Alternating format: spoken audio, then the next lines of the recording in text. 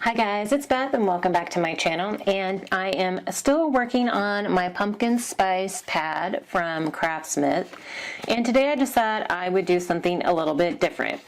You guys have, or you may not have seen it, but on my channel I have made some reversible holiday block sets with you guys that say, you know, like Merry Christmas on one side and Hello Winter or something like that on the other side. I've made those using some of the pads that I have used up in the past. And that's one of our top sellers for the craft business that my husband and I have. One of the other top sellers are state home blocks. And so we spell out the word home and we replace the O with the state. So we make a lot of Indiana because that's the state we're in, but we do make just about every state as well. And one of the signature things about ours is that on our blocks, like we have, you know, the wood grain blocks, but then we also usually use wood grain paper, just so it's like, you know, kind of a two-tone wood grain pattern. And there was this wood grain with the polka dots in my pad, and so I thought I'd do something a little bit different and use them to make some blocks. And since I hadn't made blocks with you guys in a while, I thought I would go ahead and make some with you today, just real quick. And I'll tell you what I'm starting with. I have my set of letters here that I just ran my paper through my silhouette and cut out the home. I have this saved. I have just about every state saved kind of as its own file. And then I'm just using, these are 2x4s that are cut down, and so I'm using the two sizes that I'm using are 5.5 by 3.25 inches and then 4.5 by 3/4 inches. And then my husband has, you know, cut these down, sanded them, and then stained them in an ebony stain. So that is the wood and the paper. And then I'm also using Mod Podge to apply the letters to my blocks. And then to apply them, I pour out my big bottle. We go through Mod Podge a lot, so I always pour from my big bottle into this little tray.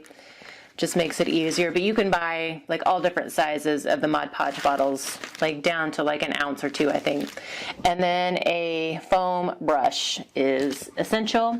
And then I use, a lot of people use their fingers. I use the scraper from Mod Podge just to kind of help seal my letters down and get rid of any bubbles. So I will switch over to a voiceover at this point so I can kind of speed the video up a little bit, just so you're not having to painstakingly watch me forever and in real time get all the letters down flat. But just wanted to kind of come on at first and explain what I'm doing and what I'm using, and then we'll touch base with you again at the end.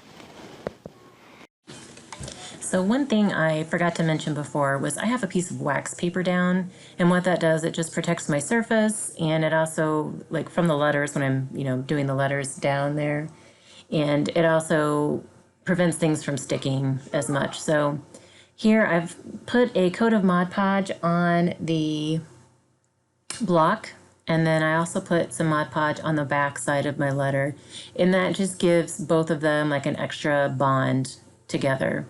And I do work 2 blocks at a time because I like to let one sit for just a couple seconds. It kind of helps the Mod Podge set up for when I'm smoothing it out. It doesn't want to slide, the letter won't slide around quite as much. So now that I've got my letters down, I am just covering the whole block with another coat of Mod Podge. And then the first one I did on kind of at the top of the screen, off screen there. But once I set the block down, I do kind of do the top, since I don't have to hold on to it anymore. But even though I'm not putting anything on the back of the block, I do go ahead and coat it with Mod Podge just so that the whole block has kind of a consistent texture, consistent feel.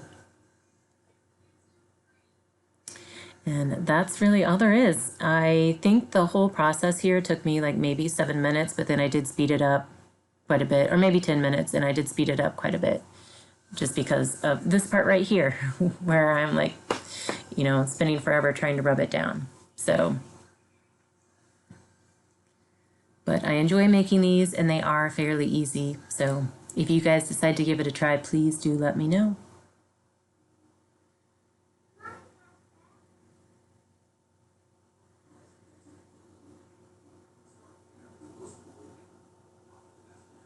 And just like that, the block set's done.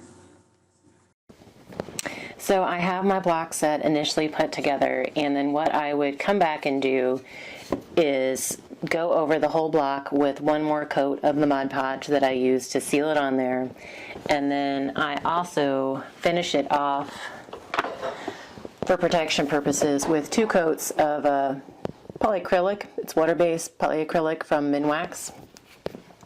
And what that does is it eliminates, the Mod Podge can get sticky in humidity, and then if you drop it, the Mod Podge kind of has like a waxy coating, and so if you were to drop the blocks, you would see like a dent in the Mod Podge, not in the block, but a dent in the Mod Podge. But the polyacrylic protects it from that. It protects it from humidity and sticking together, and it just gives it a nice, good seal coat finish. And it's a clear matte is the one that I use. And I just apply it with the same type of brush, like a foam brush. And that's it. That's how I put these together. So just a little bit different project today that I wanted to share with you. And I will list all of the supplies down in the description box below in case you are interested in trying something like this for yourself. And really, you could do this with any letters if you wanted to cut down some wood blocks or find some wood blocks, and then you could use some of the bigger letters from the Dollar Tree and, Mod Podge them on just to make sure that they're sticking and help them last a little bit longer than just sticking a sticker on wood. It probably won't stick overly long. But anyway, if you guys have any questions, let me know. Otherwise, thanks for watching today, and if you haven't already, please subscribe and stay tuned for the last few projects that I have coming out from my pumpkin spice pad. We're cruising right along. So thanks again, guys, and I hope you're all having a crafty day.